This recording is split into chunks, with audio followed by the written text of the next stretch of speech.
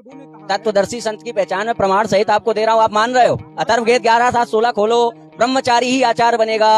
अगर नहीं है, नहीं नहीं, ये भी तो मुंह जबानी बोला है। दिखा रहे हैं। अरे तो ये लिखा आपकी किताबों में लिखा है, किसने छापी है? अरे तो मैं भी तो वेद का क्रमांक, आप चेक तो करो, मैं भी तो वेद का क्रमांक बता रहा हूँ, वेद खोलो आप। देखिए 1 से 4 में जब ये लिखा हुआ है कि ये संसार उल्टा लटका हुआ है, पीपल रूपी वृक्ष है जिसकी जड़ें तो ऊपर की ओर हैं और तना और डाल और टहनियां ये तीन शाखाएं हैं, पत्ते रूप संसार है। जो इस उल्टा लटके हुए वृक्ष की जो विधिवत जानकारी बता दे वो पूर्ण संत है, तत्वदर्शी संत है, ठीक है ना।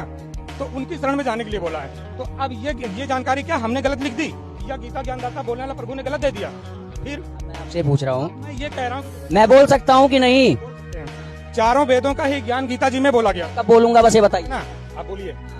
तो अब ये बताइए, गीता में कुछ ऐसा लिख दिया जाए, अगर ऐसा अर्थ निकाला जाए जो वेदों के विरुद्ध हो, तो आप मानेंगे उसे? अगर गीता का, अगर मैं देखिए, मैंने आपसे जो प्रश्न पूछा वो बताइए। अगर गीता में कुछ ऐसा अर्थ निकाला जाएगा गीता के श्लोक का जो वेद विरुद्ध होगा, तो आप मानेंगे उसे? मैं पूछ रहा हूँ, मानेंगे? तो अथर्ववेद 11:7-16 में लिखा है ब्रह्मचारी आचार्य बनता है। मनुस्मृति में 12वें अध्याय के 114 से 12वें अध्याय के 112 से 114 में लिखा है धर्म में संशय होने पर ब्रह्मचारी के पास जाएं, अधिष्ठाता ब्रह्मचारी होना है। इसको मानेंगे कि नहीं? इसको मानेंगे कि नहीं? इसको नहीं मानेंगे। अथर्ववेद को नहीं मान रहे आप?